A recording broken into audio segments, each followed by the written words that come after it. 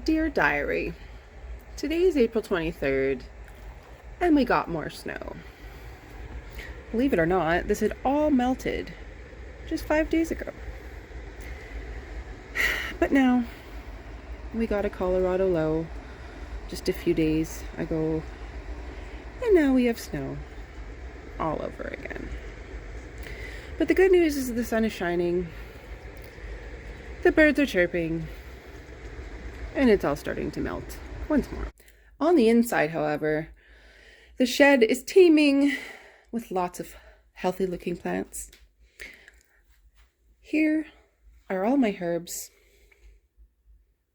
The herbs are doing lovely, growing great, and I even got some spearmint. Super excited about seeing that happen. I wasn't sure if I would ever get to grow any spearmint this year, but alas, there it all is. Along with some basils, coriander, rosemary, more basil, and some parsley. I also have some fabulous marigolds growing with a variety that I've never grown before called the Jolly Jester. It's a lot bigger than the other ones, and I'm sure it'll be a wonderful addition to the garden. Unfortunately, this year, the snapdragons did not do as well as I thought they were going to. They were pretty much a fail. My pansies did wonderful, but I guess the way that I had done the snapdragons was different than the way I had done it from last year. This year did not work as well. So next year's plan is going to be going back to the 2022 method of mass sowing seeds into little pots and pricking them out and putting them into larger pots instead of just putting one seed into one cell. So that was a fail. However, my tomatoes are doing fabulous along with the peppers.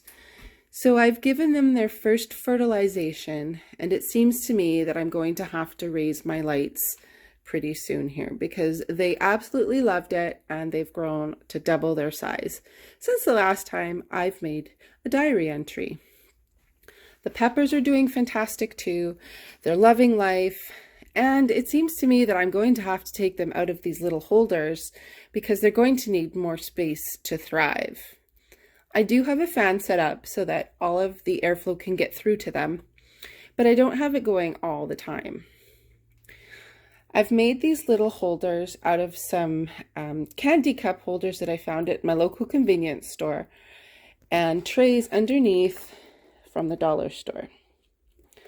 I top water all of my plants, and this allows me to top water and then the dripping to come underneath without me having to take all of the cups out. This method works pretty good for me, and it was pretty much free. I think the trays were about $1.25 at the dollar store.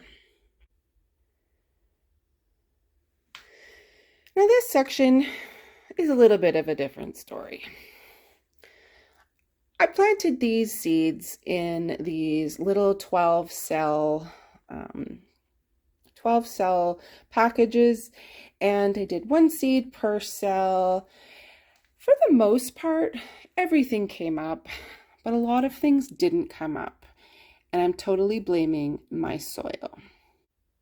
The soil that I used is the Miracle-Gro Moisture Control Potting Mix in the blue bag. I believe that this stuff is absolute garbage and I will never, ever, ever use it again. The reason why is because pretty much all of the soil looks like this. It's got giant wood chips in it, and I don't see how any little seedling is supposed to push a root when it's hitting all of these pieces. I'm going to be changing the way and the soil that I use for next year. I'm going to be switching to the ProMix HP with the mycorrhizal formula. And I know that this one doesn't have the big wood chips in it, and it's light and fluffy, and it's also got that fungi in it that helps the roots of the plants. So I would never use this Miracle-Gro potting mix ever again, and you'll never see it in my shed ever again. So going back to these, you can see I've got asparagus growing, which seem to like the soil quite a bit, but everything else didn't really come up.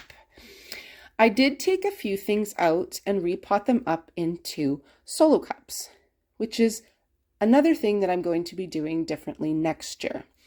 Instead of using these 12 cell trays, I'm going to actually just sow the seed in a solo cup, just without as much dirt. Once the seed germinates and gets a little bigger, I'm going to keep adding dirt until the plant gets big enough.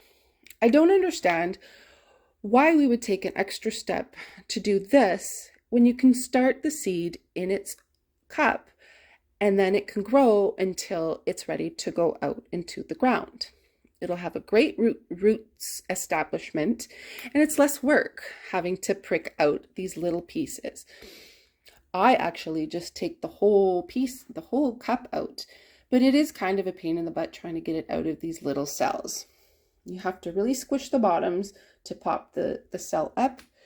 For the most part, it worked for me, but next year I'm definitely going to skip this whole step and just plant directly into the solo cup.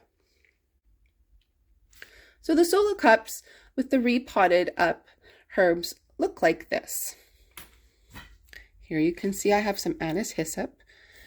I've got a milk thistle. I've got a white sage, a gaillardia, and a milkweed or butterfly bush. Over in the corner here, my lavender is looking really good. I have another anise hyssop, some strawflower, and some scarlet sage. So again, I just took the whole cell out and popped it into the solo cup, which seems to work. It didn't disturb the roots like pricking out a plant would. And they seem to be growing and liking that, acclimatizing to it pretty well. But again, I think it would just be fine just to skip the whole step and start the seed in the cup itself. And over here we have some arnica and my Tiny Tim tomatoes. So this is just a little bit of an update diary on what's been growing in the shed and some of the things that I'm going to be doing differently for next year. These are observations, early observations of what I've been planting, how it's growing, and what I want to do differently for next year. Until next time, diary, happy planting!